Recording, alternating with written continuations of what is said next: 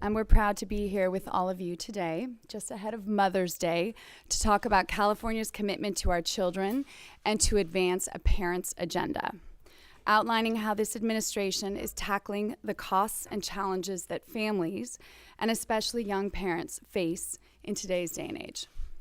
We often repeat the adage that budgets are a statement of our values. Well, this budget shows that in California, we value our children and our parents, and we also value our women. So I want to take a minute to look around this room and acknowledge one of the many reasons why we're here today. I've met with each of these women behind me, Senators Hannah Beth Jackson, Connie Leyva, and Holly Mitchell, and Assembly members Lorena Gonzalez-Fletcher, Cristina Garcia, Monique Limon, and Tasha Borner-Horvath, and have heard their passionate advocacy for the issues that impact not just women's lives, but all of our lives. I've long been an advocate for increasing women's representation in leadership, and these women are proof of why it matters. Because when enough women are in leadership, when women have seats at the tables of power, alongside a few good men, of course, wink, wink, and when women's issues are seen for what they really are, issues that affect every single one of us, families, communities, and our entire society is better off. So I want to thank each and every one of you, from your focus on policies like paid family leave, to affordable childcare, and yes, to pay equity too, to removing taxes on menstrual products and diapers, taxes that unfairly target low-income women, and mothers especially.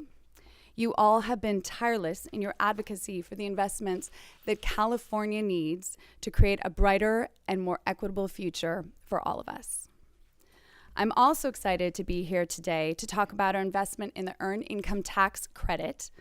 As first partner, I've traveled the state and met with families, mothers in particular, hearing firsthand about the tremendous benefits of this cost of living refund. I've heard from mothers who say it's the difference that's enabled them to pay for food on the table, buy their children clothes, and even pursue higher education. In January, the governor proposed more than doubling our investments in this cost of living refund, and now I'm proud that the governor's May revise increases the proposed credit for families with children under the age of 6 to $1,000. So the governor and I are proud parents to 4 young children, and these issues do hit close to home. Nothing is more important than our children's futures, and we know that this is a sentiment shared by families across our state.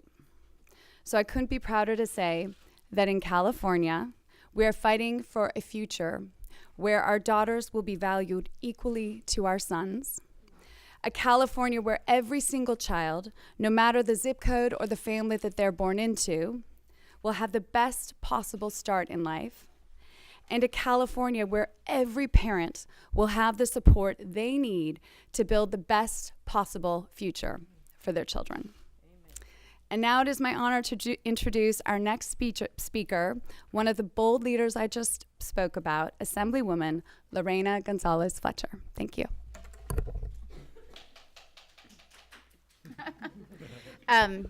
So I cannot express the excitement that I have today when I got the phone call telling me that the governor is adding into his May revise the cost of making diapers tax-free. For many of you who've covered this issue, you know we have been working on this for 5 years now. I've seen some of you get pregnant, give birth, have babies, understand the issue a little bit more.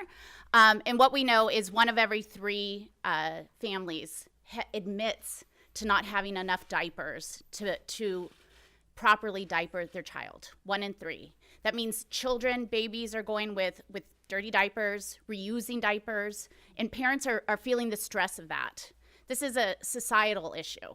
And we know that this tax break will give the average family in California $100 to $120 per year per child.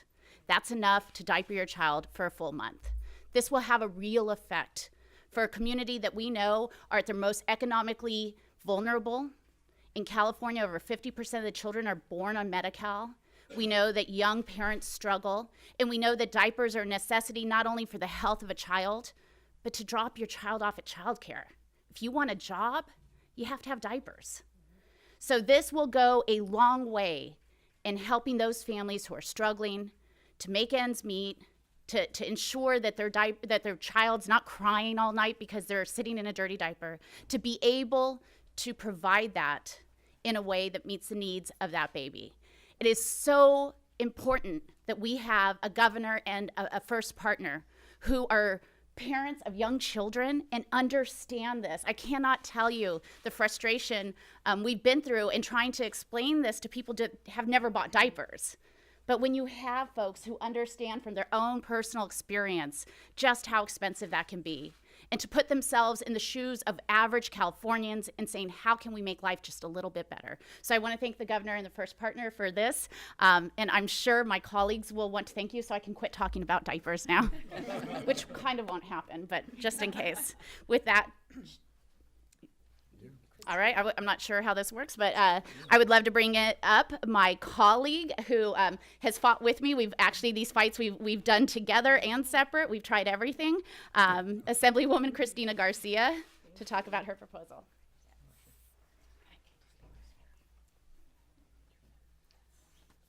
And I will continue to talk about periods past this budget. But good afternoon, buenas tardes. Like Ms. Gonzalez said, we've been working on this for a handful of years now, and so it's exciting to be here today. And I also want to thank Governor Newsom and the first partner, Jennifer, for having us here today and finally sending the message that our bodies are not a luxury, that being born with a uterus, that having a period every month is not something that's a luxury, and it's also not something to be ashamed about out there. And so I'm excited that we're finally going to remove the tax on menstrual products out there. During the last 4 years, this discussion started with a lot of passion, and I was confident it was going to get done in the first year, and it's been followed with a lot of frustration the last 4 years out there. But the discussion hasn't been in vain. I've heard from young girls who tell me that they use socks and newspapers or that they miss school. I hear from women who tell me they just don't go to work when they can't afford these products, or they let their products in their bodies longer than they should, and they end up sick out there. And so getting rid of the tax makes it more affordable, but it also tells all women out there that our bodies are just as important as men's bodies out there. I tell folks that it's not just about being poor, but what happens when I'm at work and I don't have access to these products and I'm in the middle of negotiations? I could stay in negotiations and have an accident, or I could go out and spend half an hour trying to find that tampon and that pad or that cup to get me through that. And so it's for all of us. When we don't have access to these products, we are missing out on part of society out there on a regular basis. So I'm excited for this today. For the first time in 3 years, I'm able to think about what's next in the menstrual equity discussion, right? And so I started off by telling you that I'm not done talking about this because I have young women out there who are advocating, who continue to advocate, who have told me, you know what I want? I want a school where they talk to me about the different products that are out there so that I get to make a choice that's right for me and right for my body. And so I think we need to be having those discussions as we normalize our bodies, as we talk about our periods out there, as we talk about the fact that there's nothing to be ashamed of by being born a woman out there. And so we have a long way to go out there. And so I'm excited to celebrate. I'm excited to celebrate with all the advocates who have been beating the drum for the last 4 years, who started here in California with the first bill. And while we fell behind and a dozen states have beat us to the punch, haven't stopped. And because of them, this has become an international discussion. And so today I'm celebrating with all of them. We're all thankful to the governor and the first partner for making sure that we tell the message that our bodies matter, that our biology matters, and our budget now reflects that. And for the first time, we're going to have a gender-neutral tax code out there. So I have exceeded my time, but I do want to say this because this is going to help a lot of people out there who speak lots of languages, incluyendo español. So para mi gente que está viendo en español en Telemundo, en Univisión, esto es una victoria para las mujeres. Y el mensaje que estamos dando hoy con el gobernador y con la señora es de que nuestros cuerpos importan, que nosotros como mujeres somos tan importantes como los hombres y que nuestros presupuestos van a representarnos a todos en el futuro. Gracias. Oh, next. I am Newsom. Oh, okay. So it's my pleasure to introduce Senator Holly Mitchell, who has been an advocate and a mentor for so many of us. Good afternoon. First of all, Governor, thank you very much for having the courage and being man enough to stand here in the middle of these kinds of conversations. We appreciate you. I know it's not easy, but we appreciate you.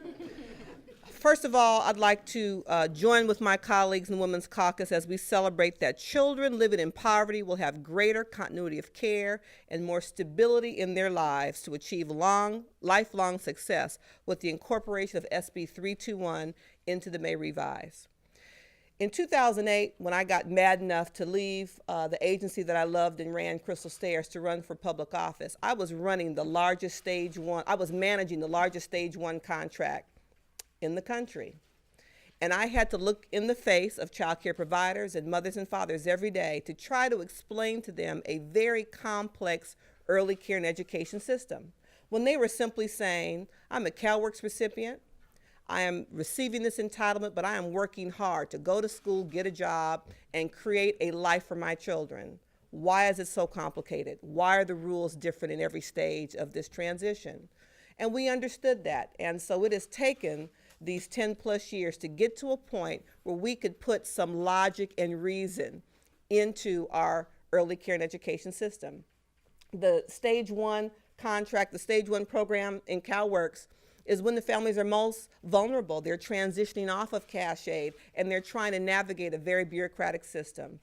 The inclusion of SB 321 into the May Revise will create stability and continuity. And anyone out there who's a parent or a grandparent or a tia or an uncle, understand that continuity of care is what's important. A high quality, affordable, consistent child care experience is what helps children thrive.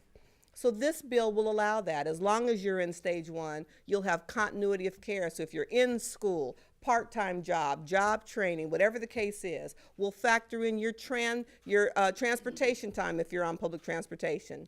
I'm thrilled that we are continuing to recognize that children don't get do-overs.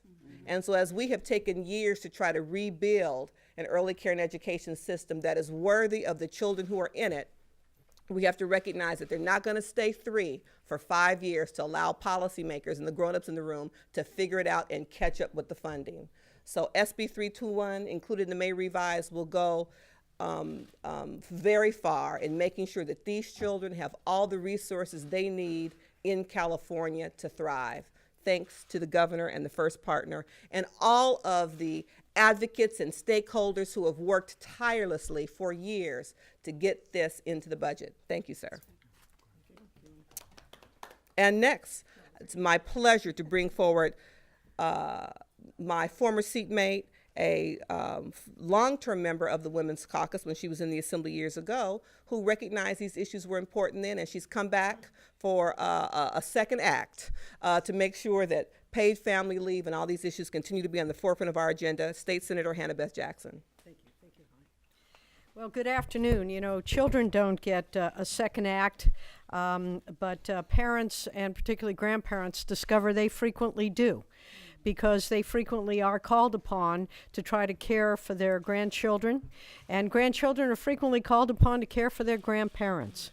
So we have a multi-generational community, and in this state we have taken the lead in trying to recognize that, and yet we are still so far behind. So I want to also stand proudly with Governor Newsom and first partner Jennifer Siebel Newsom and the Legislative Women's Caucus, recognizing the importance of these issues. You know, I stand here and I look out and we're seeing more and more women. We still see men primarily with the cameras and what have you. But when you think about it, we need in our society today to have both moms and dads, both parents or family members there to help care for our families. We aren't just going out into the workplace and when we get home everything is perfect and it's like father knows best and Leave It to Beaver, how everything seemed to be perfect house, perfectly manicured wife, perfectly cared for children. That is not the world we live in. We have challenges today because more and more women are in the workforce than ever before. What do we do with our children? What do we do with our aging parents? What do we do when we have a family member who is sick? The research is clear. Paid family leave has enormous benefits for children, for families, for parents, and for the economy. And California, as I mentioned, has led the way, implementing the nation's first paid family leave program 15 years ago. But I am pleased that we are here today expanding on that, because we recognize that giving only 6 weeks of leave isn't going to provide the kind of care for a newborn. So this year I have introduced legislation with the blessing of the first partner. We can talk about that later. And certainly with so many of my colleagues here today, so that we can assure that for newborns, we get, hopefully, as we move forward, our goal is at some point in time, as soon as possible, to have 6 months when a parent and a partner, designated person, if not a spouse, will be able to spend that 3 months for job-protected, primarily paid family leave to care for that newborn. We also need to be able to care for our loved ones when they get sick. So we are expanding the definition of family member to include grandparents and grandchildren and in-laws and all the other relationships that today we call family. So I'm very excited to announce that the governor's May revise will expand paid family leave by 2 weeks, from 6 weeks to 8 weeks for bonding and caregiving starting July 1, 2020. Now, we still have work to do to ensure that the leave is job protected. Very important, and I have legislation again that is the women's priority legislation, SB 135, which includes that. I look forward to continuing that discussion. We really need to move this forward, and thanks to the governor and the first partner for prioritizing gender equality and pursuing bold proposals that address the realities of our modern working families, that recognize that children need diapers until they're trained out of them, that we as women have physical needs that should be met, that must be met, that are an integral part of who we are as a people and who we are as a state. And with that, I want to turn the microphone to Senator Connie Leyva, who is the chair of the Legislative Women's Caucus and who has been leading the fight on many of these issues as well. Thank you, Senator. Good afternoon. What a pleasure to be here today as the chair of the Women's Caucus, along with my vice chair, Assemblymember Monique Limon. You know, in this job, when you legislate, not every day is exciting. A lot of days aren't that exciting.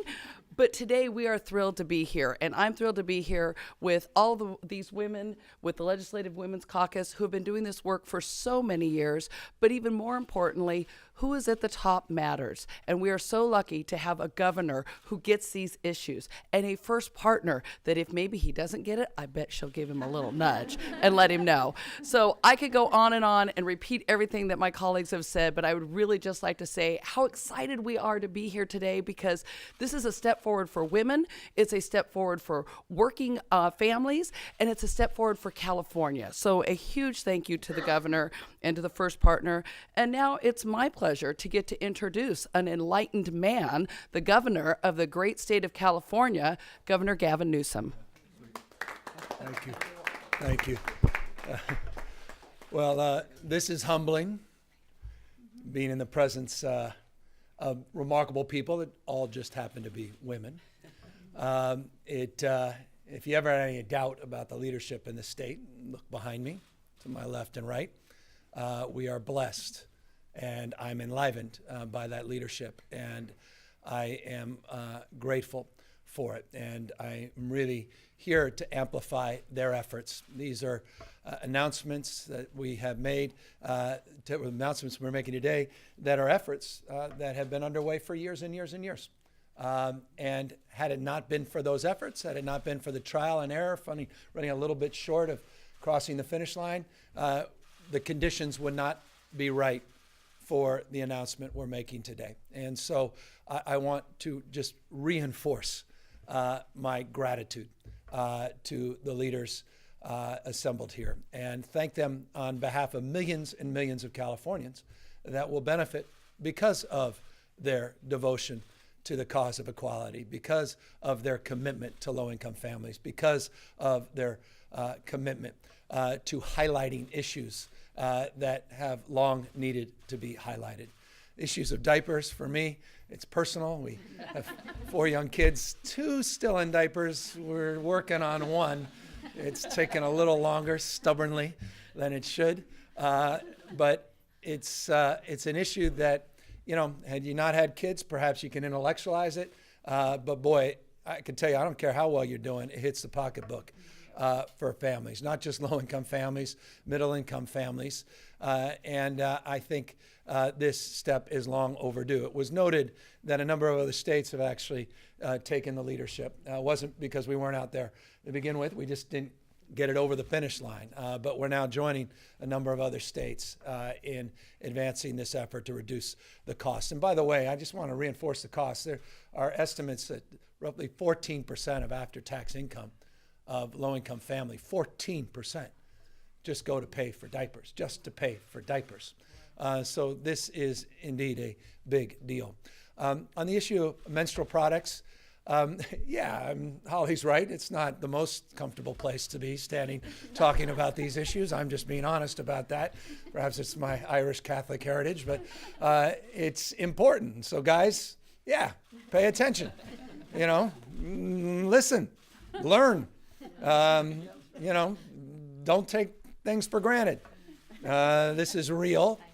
And we need to attach ourselves to addressing this issue as well. And so let me just compliment the tenacity and the resolve and the leadership. Christina, you've been incredible on this, and I don't think we've had. My gosh, she's given me some gifts, but there's a poster outside. I can't walk the streets without her sharing her point of view on this, and I've heard it for years. You got me, so I'm here, and I'm proud. By the way, just to underscore, the menstrual tax, 11 states have advanced that tax. Diaper, 8 states. So we are joining those other states. The cost is, look, it's not insignificant. State and local annualizes at about $76 million. For the state itself, it's about a $35 million impact. You'll hear more about that in the May revise. We can afford to do that, and it's the right thing to do. On the other issues, let me just acknowledge Hannah Jackson is just, my wife and my chief of staff, the issue of paid family leave, top of the agenda, not near the top of the agenda. There's no substitute. There are no government programs that can substitute the time with a loved one. And for fiscal conservatives, I can imagine there's perhaps no more important issue than paid family leave. If you want to reduce the cost to government, if you want to increase the trajectory in terms of opportunity of a young child's life, then you've got to begin at the beginning. And providing that bond, providing the time for families that are in stress because of a newborn and stress because they're balancing that in the workplace. This is incredibly important. I will say it's a stubborn issue because we want to get to 6 months. I'm committed 6 months. I've been here 5 months. So give me a little time to figure this out, but we are figuring it out. And I'm glad we're getting extra 2 weeks. By the way, it's 2 weeks per parent. So it's potentially another month for a child. But we're committed to getting to your goal. We're committed to getting to my wife's goal, the goal I think all of us share, the goal that my chief of staff shares, and I think millions of not only Californians, but tens of millions of Americans, because California's leadership is going to be critical to advance this cause all across the country. As you know, we formed this task force and working group. We're finding creative ways, reducing the reserve account. We're paying off some debt that was in the reserve account. We are being as creative as possible. Know that this animates our efforts, and we will get to 6 months. How soon we do it, I don't know, but we're not giving up until we achieve that. So this is an important milestone because, frankly, in January, I didn't know we could even do this. And I'm very grateful that we are. On the EITC, what more can you say? Arguably no greater anti-poverty measure than the Earned Income Tax Credit, Working Families Tax Credit. California, because of leadership, those assembled here and those upstairs over the last few years, finally catching up, doing a statewide EITC. I was frustrated as a former mayor. I did a local EITC out of frustration at the time. The state didn't do it, but the state needs to do more. We're going from $400 million to $1 billion in January. In the May revise, I'll announce later this week, we're going from $400 million to $1.2 billion in the EITC. We are going to fulfill the commitment. This will take a little bit more time, but we're going to get these things out monthly. By the way, that's more complicated than you think. It requires a federal waiver, which is never easy, but we're pursuing that. And as quickly as we do that, we'll start getting these out on a monthly basis. But we are, as my wife mentioned, we are doubling that tax credit for families with children under the age of 6 to $1,000. That's not insignificant. $1,000 in this credit for children under the age of 6 years old. On the issue of the question of what more we can do on childcare, Senator Mitchell mentioned the work we're doing on stage 1 at CalWorks. We're also going to be creative, though it's not a surprise. Any of you that followed my advocacy for Proposition 64, we talked about utilizing some of the Prop 64 money to invest in our children, in our youth and families. 60% of the bucket that was set aside for that investment was for children, youth, and family. We talked about the importance of early support throughout the campaign, and now we are demonstrating that. And we are now seeding that fund. This is a growing fund over the course of many, many years with a down payment of $80.5 million from those proceeds for our ongoing child care expansion. This is in addition to January's $500 million. We are now putting $80.5 million into this program, and Senator Mitchell's advocacy, and because of her bill and her leadership, $54.2 million. So a total of $134.7 million of ongoing investment that will continue to grow is part of the new announcement today and our May revise. I won't regale you. I'll close. A lot of other things we're doing on early childhood screens, on preschool. You're going to hear a lot more about that. I want to have something to say at the May revise. But there's a deep agenda here, and I hope you're hearing it. An agenda on affordability, agenda on the cost crisis, and an agenda to support parents. Nothing more important we can do than support parents. Period, full stop. And it is part of a larger agenda you're going to be hearing a lot more from us about. And today is an important milestone. And again, we wouldn't be here making these announcements had it not been for the extraordinary leadership in this state capitol. So with that, I'm happy to step aside and have them answer any questions. On the paid family leave increasing from 6 to 8 weeks, is the money for that coming from the reserve fund, or do we need to find a new source of money? Yeah, we're finding what's the reserve, and because we'll talk more about that in the May revise, but part of it comes from reducing that $363 million reserve, but additional money is being found many different ways. Yeah, so we're taking it out of the reserve fund and actually lowering what needs to be in the reserve fund and the required in order to be able to pay for the additional 2 weeks for each parent, meaning an additional month starting in 2020. Yeah, but we are actively finding new resources and obviously identifying new ways of paying for this on a permanent basis. But this will provide the ability for us to make this expansion.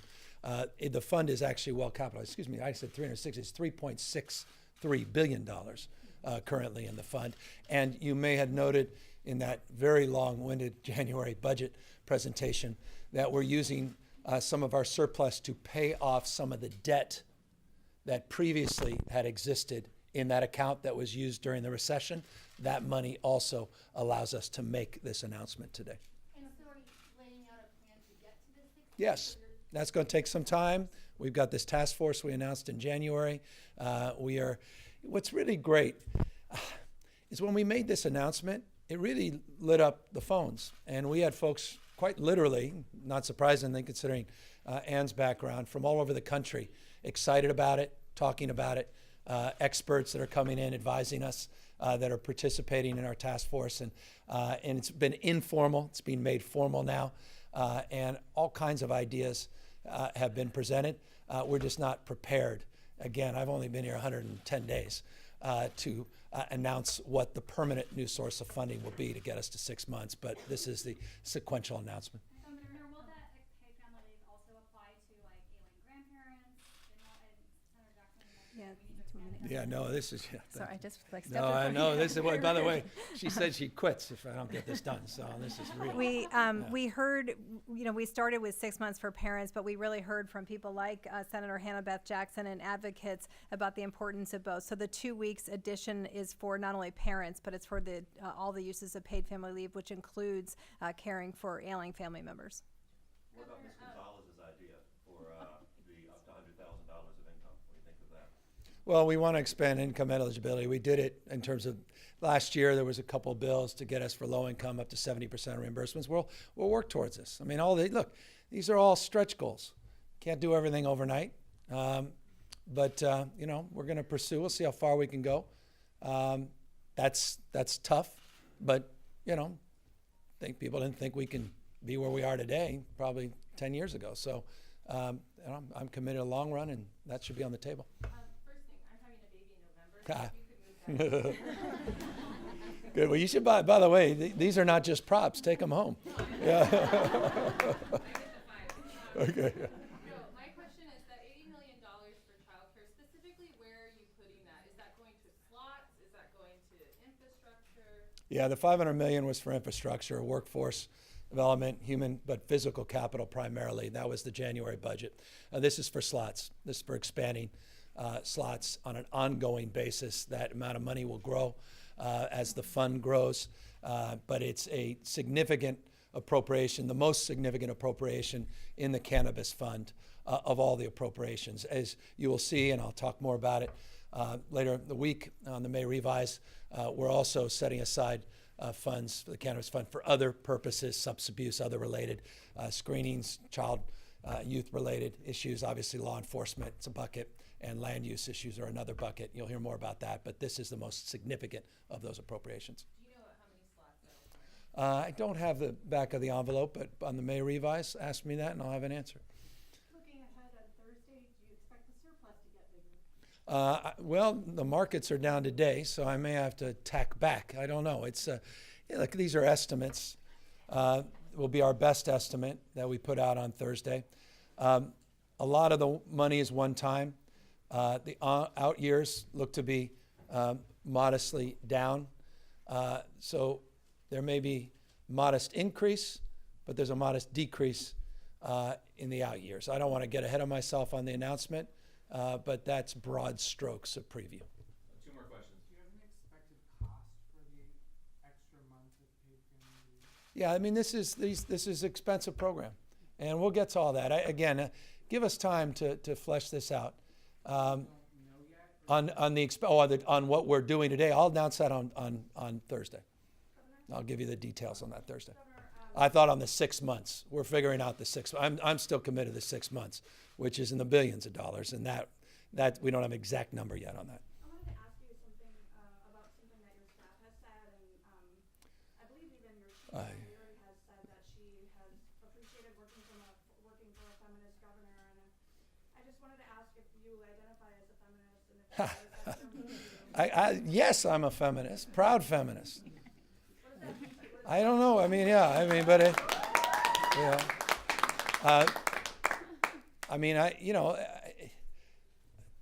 every enlightened human being should be a feminist. I don't know what it doesn't mean. It means I'm for equality, full equality. But feminist means this too. It means I struggle with balancing the words with deeds. I mean, there's nothing. I think this whole issue of the disparities is really about equal weight at home. And that's a struggle. And it's a struggle for my wife. It's a struggle for spouses all across this country. And men don't fully appreciate. They really don't.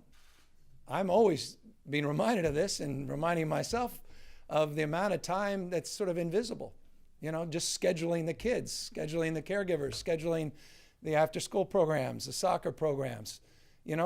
Dominantly women are doing that as they're working, as they're expected to, be there emotionally for their husbands that, still need, a lot of help when they get home after a tough day. And, it's remarkable how tone deaf some men are on this topic, and our politics is on this topic. And so I think feminism is a lot more than just supporting policies. It's trying to change the culture, and the culture of caregiving is a big part of that. And I think that's perhaps the biggest of all the issues, is until we address taking care of the kids in every way, shape, or form, and what that means, not just being there physically, but building that architecture around raising a family, then I don't think we'll ever have real equality in this country. And so feminism is an aspirational frame from my perspective, because I got a lot of work to do on that, but it's a point of view and a point of advocacy that I enthusiastically embrace. Governor, building off of that, this event started with the first partner offering her remarks and talking about some of her work on this. So I'd love to know on all of these issues, the first partner's involvement and sort of what was the division of work between the two of you on getting. Well, this is all predicate. This is baseline. This is table stakes. This is you're not running for governor unless conversation. Or you're not going to work here unless. This wasn't negotiable.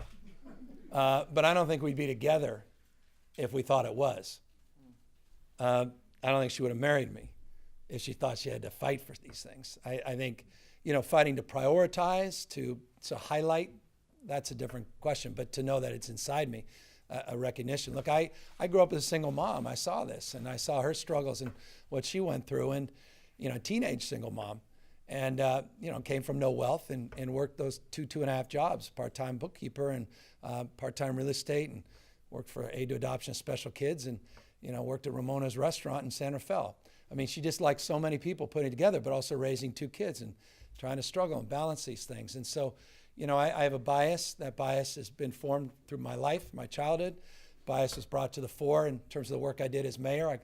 It's still interesting. I was just doing a video celebrating, and forgive me briefly for this, 15 years, a former police chief of San Francisco, happens to be a woman, Joanne Hayes White. She had a retirement. She lasted 15 years. And I was commenting in the video that I remember appointing her, and I had just appointed the first female police chief, and then I appointed the first female fire chief, and I had a well-known political figure in California call me and say, hey, we get the symbolism. You don't need to do that anymore. And that was a well-known woman. And I thought, wow, we've got a lot of work to do. And so I've been at this a while, and I've been trying to make a case and push cause. And I think, we're 71% of our staff are women in the horseshoe. And they're all in the most senior positions. I'm really proud. I remember in the campaign trail, people said, would you commit to 50%? I said, no. And they said, how dare you? I said, well, how dare you? Why limit it to 50% women? That's sort of a limiting belief in and of itself. Why that ceiling? Should be the floor. So I'm very proud of that. And by the way, and I think, Hannah, we could confidently say this. I don't think you and I ever thought of it. We weren't saying, give me the women binder. Just give me the best folks. Look around me right now. This happens to be the core of the leadership in the Capitol. Happen to all be women. All right, thank you all very much for coming out. Appreciate it. Yeah, that's enough of my sermon. Thank you guys very, very much. Thank you all.